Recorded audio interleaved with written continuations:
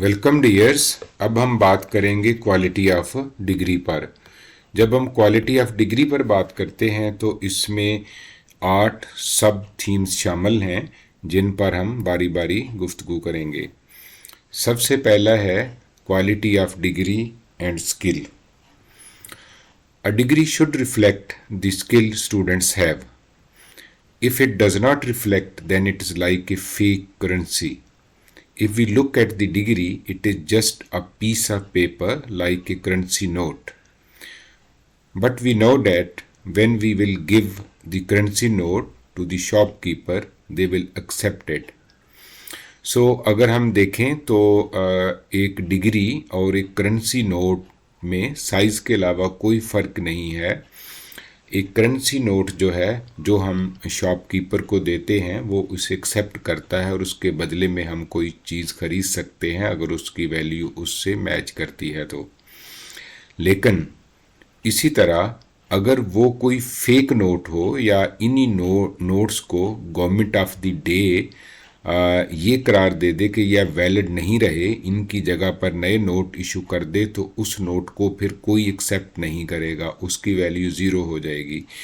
इस तरह डिग्री की वैल्यू तब तक होती है जब उससे कोई स्किल रिफ्लेक्ट हो रही हो। अगर डिग्री से कोई स्किल रिफ्लेक्ट ना हो रही हो तो उसकी वैल्यू भी करेंसी नोट की तरह ज़ीरो हो जाती है। The shopkeepers give us what we want in return of the currency if cost matches. It means that currency note has a general acceptability. If its general acceptability ends, then there is no value of the piece of paper and it becomes zero. We have to be conscious whether our degrees represent any value or it is just a piece of paper. So हमें जो conscious रहना है कि हमारी डिग्रियां किसी इल्म और स्किल को रिप्रेजेंट कर रही हों ताकि उनकी वैल्यू बरकरार रहे, वो असली नोट की तरह वैलिड हों, फेक नोट की तरह वैल्यू ज़ीरो न रखती हों।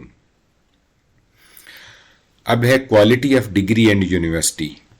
जो क्वालिटी ऑफ डिग्री है वो यूनिवर्सिटी टू यूनिवर्सिटी वेरी करती है और बाज़ यूनिवर्सिटियाँ के ग्रेजुएट्स बहुत अच्छी स्किल और नॉलेज रखते हैं और बाज़ के कंपैरेटिवली जो है वो कम स्किल और नॉलेज रखते हैं।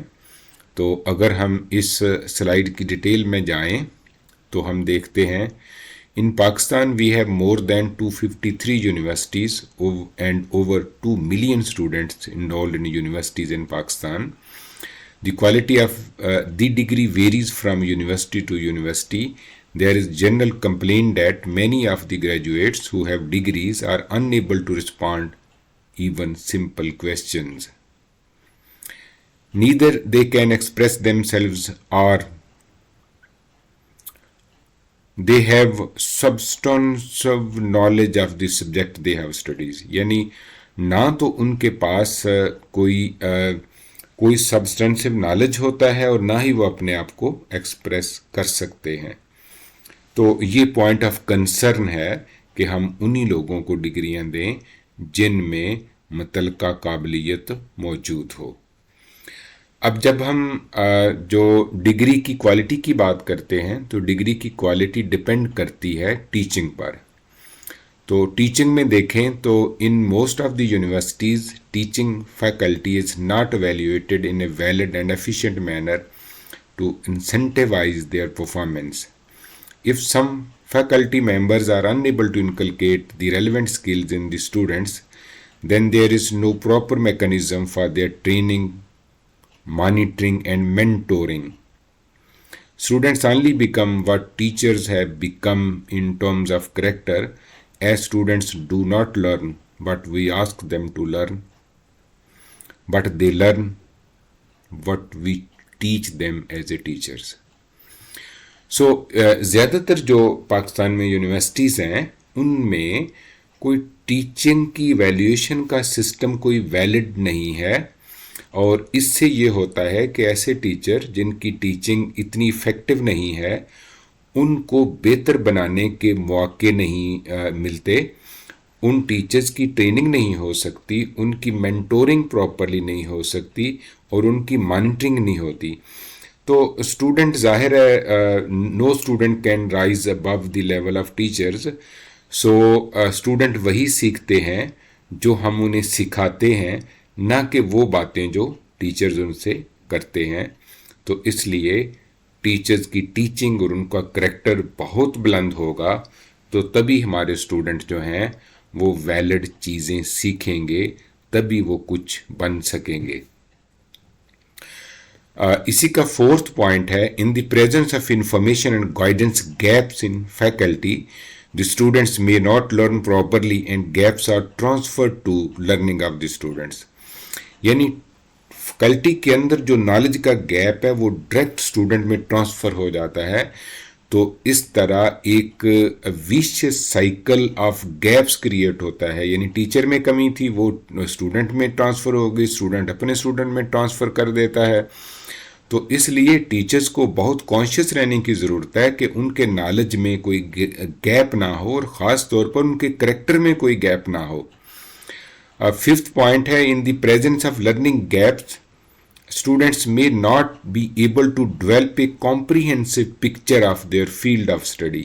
यानी अगर उनको पूरे फील्ड के अंदर से चंद गैप्स रह जाएंगे तो वो मुकम्मल तस्वीर तो नहीं बनेगी इल्म की, उनके जहन में कहीं ना कहीं फिर गैप रहेंगे और उन्हीं गैप्स के साथ जब वो काम करेंगे तो परफॉर्मेंस में गैप आएंगे। अब हम देखते हैं कि वो टीचर, पहले हमने बात की डिग्री की, फिर हमने बात की टीचर्स की, अब हम बात करते हैं टीचर्स की हायरिंग की। जो हायर एजुकेशन में टीचर्स को हायर कैसे किया जाता है, उनको मुलाजमत पर कैसे रखा जाता है। At international level and international level local university the authorities invest a lot of time in hiring of faculty. Multiple interviews are conducted at different levels.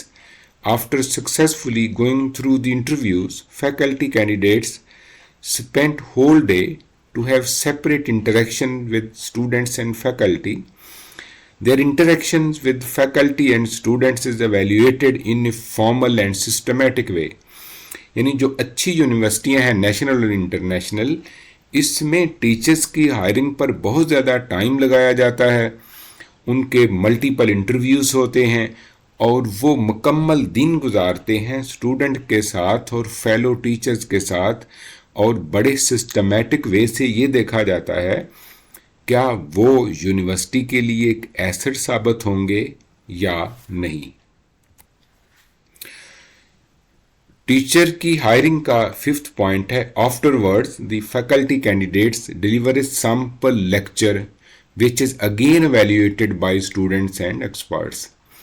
यानी टीचर की हायरिंग में स्टूडेंट का भी किरदार होता है और टीचर लगने से पहले स्टूडेंट को पढ़ाता है और उसमें देखते टीचर की टीचिंग को स्टूडेंट देखते हैं और फिर उसे एवेल्यूएट करते हैं कि ये कितना इफेक्टिव टीचर है, तभी वो हायरिंग के प्रोसेस में आगे बढ़ सकता है। सिक्स पॉइंट है, the decision to hire a faculty member is considered highly crucial and sensitive because it is the professors who make the name of the university shine.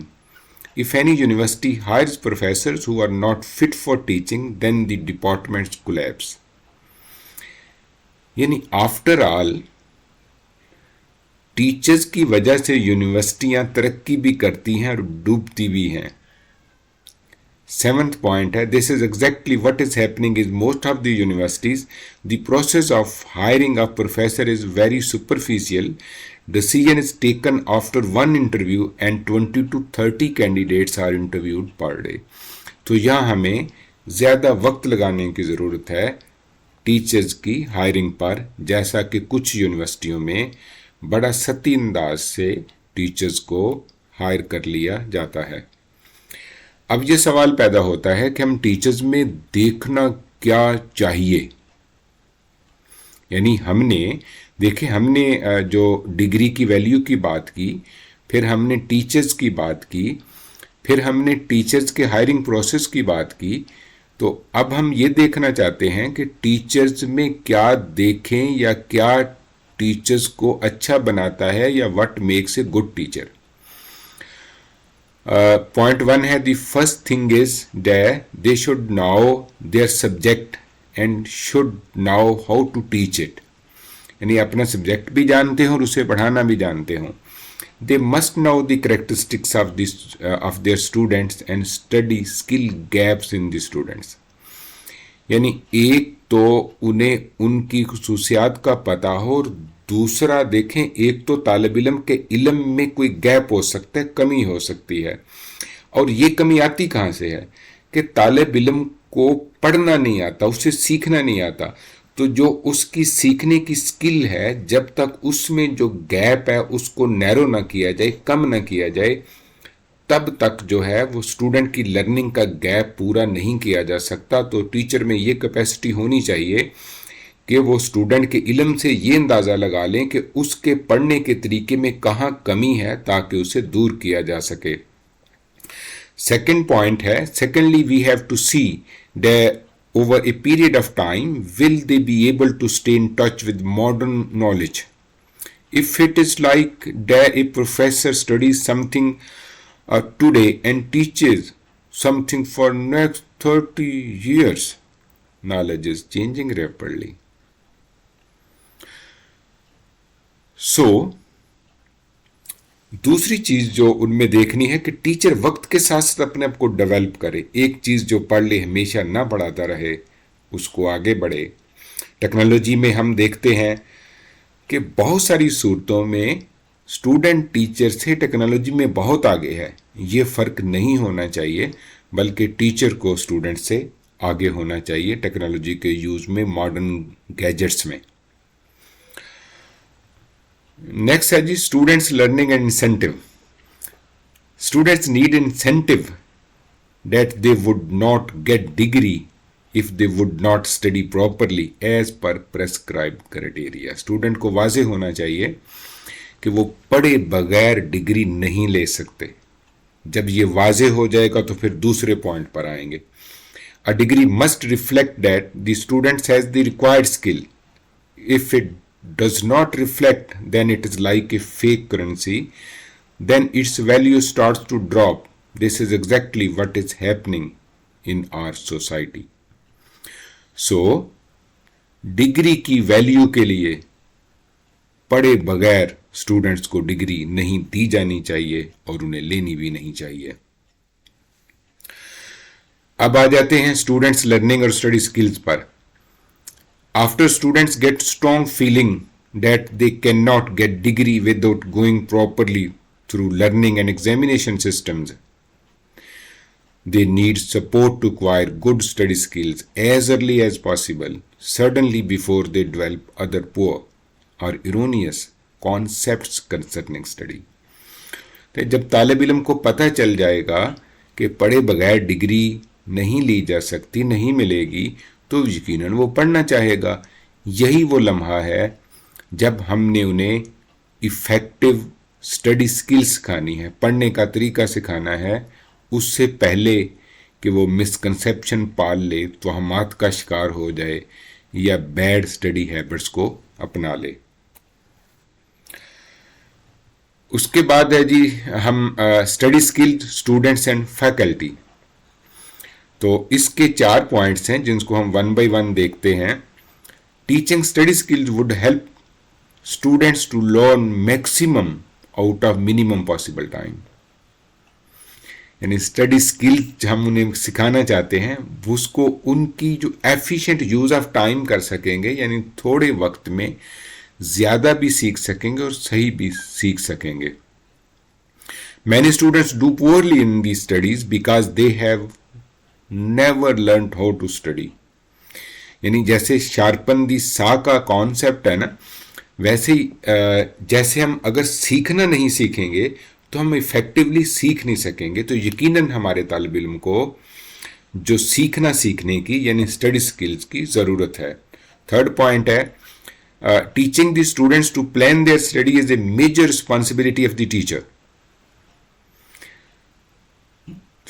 यानी जो उनको हम कंटेंट सिखाते हैं टीचर्स, तो हमें उनको सीखना भी सिखाना चाहिए, यानी स्टडी स्किल्स भी सिखाने की ज़रूरत है.